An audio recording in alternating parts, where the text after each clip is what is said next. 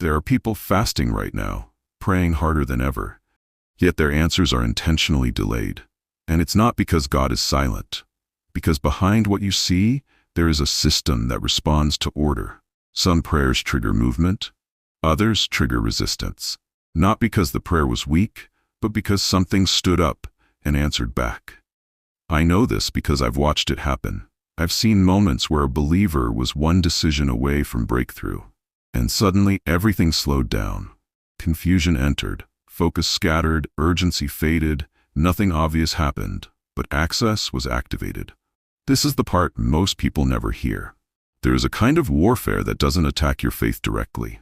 It studies your life, it waits for patterns, it waits for words spoken without awareness. Then it responds. I didn't always stand where I stand now. There was a time I knew how these delays were created, not guessed, not assumed, known. Because they followed rules. Rules most believers were never taught existed. And once a rule is triggered, prayer alone doesn't cancel it. That's why some people pray more, yet move less. They fast longer, yet remain stuck. They think heaven is testing them, when in reality, something else is enforcing an agreement they never knew they made. This is not about fear. This is about revelation. Because the moment you see what's operating, its power weakens. And once it's named, it can no longer hide behind delay. Stay with me. Because what you're about to hear explains why some answers feel close, yet never arrive. And why this delay was never accidental. I'm not talking about sin. I'm not talking about weak faith. I'm not even talking about spiritual attacks. I'm talking about spiritual permissions most believers don't know exist. Because long before the prayer was spoken, something else was already active. This is where my confession begins. I once believed warfare was loud, obvious, easy to identify. I was wrong. The most effective resistance doesn't announce itself. It blends into normal life, routine, culture, family patterns, things people defend without questioning. I watched believers pray against problems that were legally protected. Not protected by strength, protected by permission. And permissions don't need belief to function. They only need agreement. Some were spoken generations ago. Some were formed through survival decisions. Some came through vows made in pain, fear, or desperation. Words like, I'll never have enough. This always happens in my family. I'll do whatever it takes. Those words don't disappear. They register. And once registered, they operate quietly. Here's the part that shocked me. Most believers don't lose battles. They fund them. Through repeated acceptance, through silence where revocation was required, through prayers that ask God to fix what He already gave authority to confront. I remember moments when I knew a breakthrough was close, and then something subtle would shift. Not temptation, not obvious resistance, just delay. Paperwork delay. Because in the unseen, a challenge had been raised, and heaven is just. It honors order, which means prayer without alignment creates effort without outcome. This is why some answers feel withheld, not denied, withheld, waiting for something to be addressed.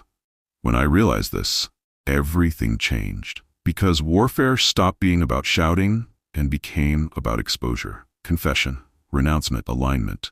The moment a permission is withdrawn, resistance loses standing. And that's why this message matters. Because some of you have been praying for years about issues that don't need more prayer, they need a revoked agreement. Stay with me. Because next, I'll reveal the most common permission believers carry unknowingly and how to remove it completely. Before I became a believer, I participated in rituals designed for one purpose: to delay answers, not stop prayer. Calm. What I'm about to share is not opinion, it's pattern. I saw how resistance was timed, not random, not emotional, structured. The goal was never to silence prayer, only to slow the result, because delayed answers create doubt. Doubt weakens consistency, and inconsistency creates access. That's how people drift without realizing when it started. I watched how believers were monitored by outcomes, not by what they said in church. Moments of progress were flagged. Moments of alignment were challenged, not to destroy, to exhaust. And once exhaustion sets in, people stop pressing with clarity. That's the pattern. And patterns only break when they're exposed. There are 3 reasons fasting doesn't move things immediately. The first shocked me, because fasting exposes more than it confronts. It brings hidden agreements to the surface before it produces visible results. Many people feel resistance increase when they fast, not because fasting failed, but because something was revealed. The second terrified prayer warriors, because intensity doesn't override order. You can fast with sincerity and still be confronting the wrong layer. I watched people go deeper in sacrifice while the real issue stayed untouched. They fought harder, but aimed higher than the actual access point. And the third is why many churches unknowingly fight blind. Because collective prayer can be powerful, yet still limited when permissions are normalized and never questioned. Systems stay in place while prayers rise over them. That's the part most don't see. And the third one? Lower. I'll reveal later. Because once you hear it, you'll understand why some answers wait even when devotion is genuine. And why this delay was never about effort at all. Fasting can trigger resistance. Let me explain. I watch believers fast sincerely with clean hearts and clear intentions, yet nothing moved. The first emotion that followed was fear. Is God upset with me? Did I do something wrong? So they increased the fast. Longer days, less rest, more intensity. But instead of clarity, resistance increased. Not visible resistance, internal pressure. Confusion where peace once lived. Exhaustion where strength used to flow. Doubt creeping in quietly. And here's the revelation most people never hear. In witchcraft, fasting is not ignored. It is noticed because fasting announces something. It announces you've stepped out of routine faith and entered a higher spiritual lane. Fasting doesn't whisper. It signals. It tells the unseen realm that alignment is increasing and leverage is about to shift. That's why pressure sometimes rises after fasting begins. Not because fasting failed, but because it worked enough to be challenged. I saw this pattern repeatedly. When fasting starts, monitoring increases. Old agreements are revisited. Unchallenged permissions are tested. Not to stop the fast, but to see if the person understands what authority they're activating. Most don't. So they fight harder instead of wiser. They push their bodies while the real resistance stays untouched. That's how exhaustion enters. That's how doubt finds room. And that's why many quit fasting right before clarity breaks through. If this already explains your situation, comment, "I'm still fasting," because what you're experiencing is not rejection, it's notification. And once you understand that, fasting stops being confusing and starts becoming strategic.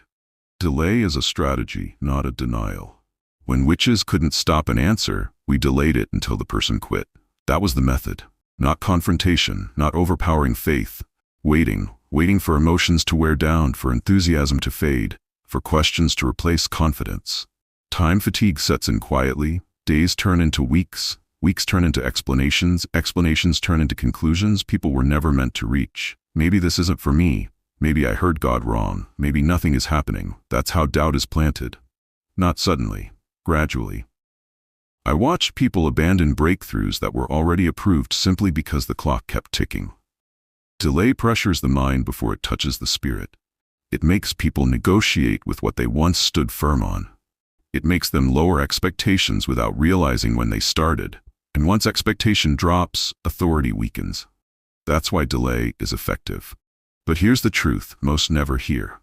Delay only works if one key mistake is made. One, and I'll show you shortly.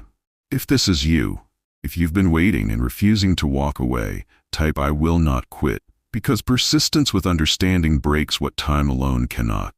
Legal spiritual doors believers ignore. This is where many delays are justified. Not because prayer failed, but because timing was wrong. There is a difference between divine timing and emotional urgency. I saw people fast while driven by anger, by fear, by pressure to force an outcome. Their bodies were disciplined, but their emotions were exposed. And fasting amplifies whatever is active inside. That's why unguarded words during fasting matter. Statements spoken in exhaustion, in frustration, in disappointment. Words like, "I'm tired of this," "I don't care anymore," "nothing ever changes." Those words don't pass through fasting unnoticed. They register. I watched this happen once. A woman fasted for 21 days. No shortcuts, no complaints outwardly. Her prayer was answered, but it was redirected. She received movement, just not the outcome she was believing for. That was intentional. Because during her fast, her words shifted. Not in prayer, in conversation. Small snippets, momentary releases of frustration, enough to alter the direction without canceling the response. That's how doors work. They don't need to be wide open, just unlocked. And this leads to the most dangerous reason prayers stall. Why emotional fasting weakens authority. This is a warning, not a rebuke. Fasting with panic shifts focus from alignment to survival. The body is disciplined, but the mind is racing. Fasting with pressure turns devotion into a deadline. It creates urgency where patience is required. And fasting to force God reverses authority, because force assumes resistance from heaven instead of cooperation. That posture weakens clarity. Spiritual authority does not flow from desperation. It flows from alignment. Alignment with timing, alignment with words, alignment with posture. When fasting is driven by fear, people speak carelessly. They react instead of discern. And reactions open doors fasting was meant to close. This is why some fasts feel heavy instead of focused. Why peace disappears even though devotion increases. It's not rejection, it's misalignment. If you know someone fasting under pressure, share this with them. Because fasting done in alignment restores authority instead of draining it. The monitoring phase after fasting begins. This is rarely taught. When fasting starts, the first 72 hours are watched. Not casually, closely, not to stop the fast, but to study the response. I remember this phase clearly. Observation comes first. Reactions are noted. Words are weighed. Emotions are measured. Not the public ones, the private ones. What happens when hunger increases? What happens when answers don't appear immediately? What happens when silence stretches? Then comes counter-delay. Small interruptions, unexpected distractions, situations designed to test focus. Nothing dramatic, nothing obvious, just enough to see if discouragement will speak for you. And most times it does. People start explaining their fast instead of standing in it. They start questioning timing. They start negotiating expectations. That's what the monitoring waits for. Because once discouragement is verbalized, resistance doesn't need to work harder. It simply waits. I saw breakthroughs stalled not by power, but by patience wearing thin. That's how monitoring decides whether escalation is necessary or whether delay alone will finish the job. But there is one response that ends monitoring immediately, and once that response is made, everything shifts. How to fast without delays. This is not about rituals, not about formulas. It's about authority exercised in calm alignment. Step 1. Alignment before intensity. Prepare your heart and mind. Check words, emotions, and posture. Authority flows from clarity, not strain. Step 2. Silence over complaint. Fasting amplifies whatever is inside. Speak only life. Guard the words that slip in moments of hunger or frustration.